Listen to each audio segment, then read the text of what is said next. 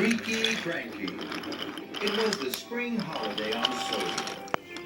There was to be a party for the children at the Duke and Duchess's new summer house. All the engines were very excited and very busy. Thomas chugged cheerfully into the docks. James and Henry were passing through. Good morning, James. Good morning, Henry. Where are you puffing to? I'm taking these straw bales to the summer house for the children to climb on. I'm taking wood to make a stage for the children's show and barrels of lemonade to drink. How wonderful. I'll see you later at the summer house.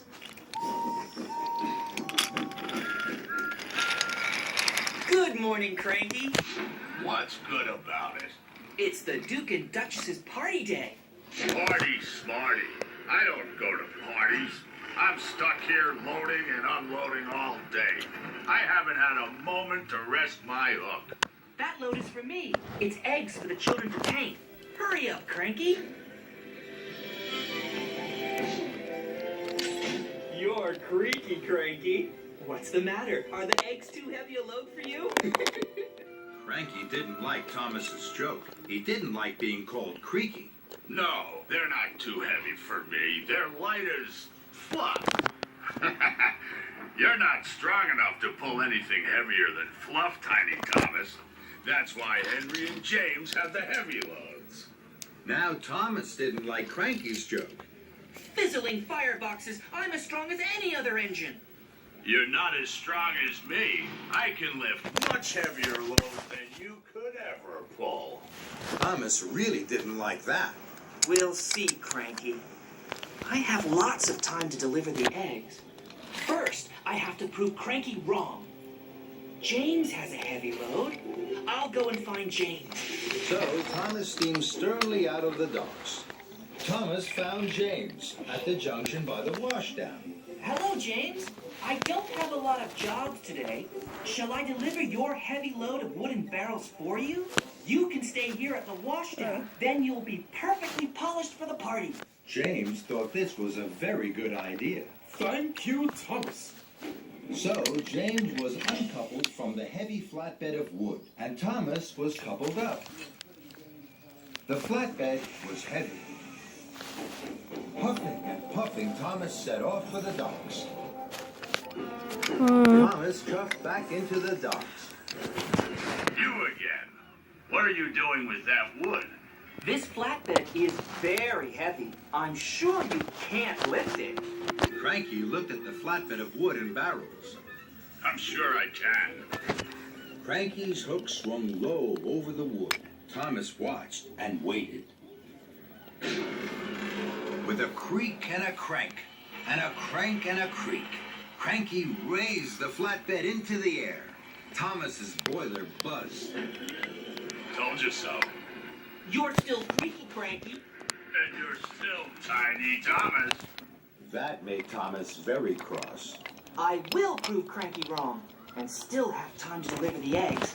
I'm sure Henry had an even heavier load. I'll go and find him. So Thomas steamed stormily away.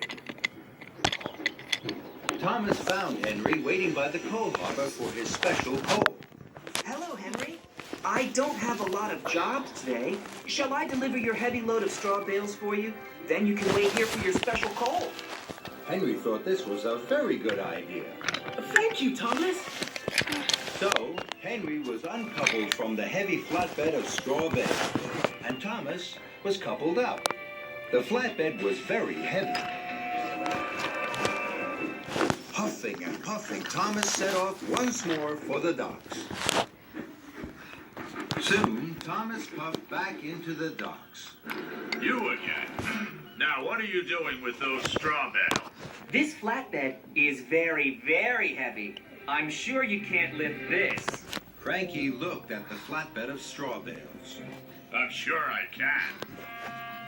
Cranky's hook swung low over the straw. Thomas watched and waited. With a creak and a crank, and a crank and a creak, Cranky raised the flatbed of straw into the air. Thomas's funnel fizzed. Told you so. You're still Creaky, Cranky. And you're still Tiny Thomas. That made Thomas even crosser. More than ever, Thomas wanted to prove Creaky Cranky wrong. He had to find the heaviest thing he could. Then, an idea flew into his funnel. Lift me, Cranky. Cranky looked at Thomas. He couldn't let Thomas win. Cranky's hook swung low over Thomas. Thomas hardly dared puff. With a creak and a crank, and a crank and a creak, and very, very slowly, Cranky raised Thomas high into the air. Bubbling boilers. Creaky Cranky is lifting me. Then there was trouble. Cranky creaked louder than ever. His crane arm stuttered and juddered. It creaked and it croaked. Then it cracked. Oh, no. Cranky's crane arm had broken, and it was all Thomas's fault. Thomas was stuck high in the sky and blowing in the breeze. Then Sir Topham had arrived. Thomas, what are you doing up there? I'm sorry, sir. I was... You are causing confusion and delay. The Duke and Duchess have no wood, straw bales, or eggs. Now I see you have them all here. Cranky is broken, and you, Thomas, think it's a good time to try being a bird. The Duke and Duchess are waiting. Thomas felt very silly. Then Sir Topham Hatt looked at Cranky. And you're as silly as Thomas. Cranky crumpled. The shame to be as silly as a steamy. Soon, a workman had climbed up Cranky. Slowly and carefully, Thomas was lowered and landed with a jolt and a jump.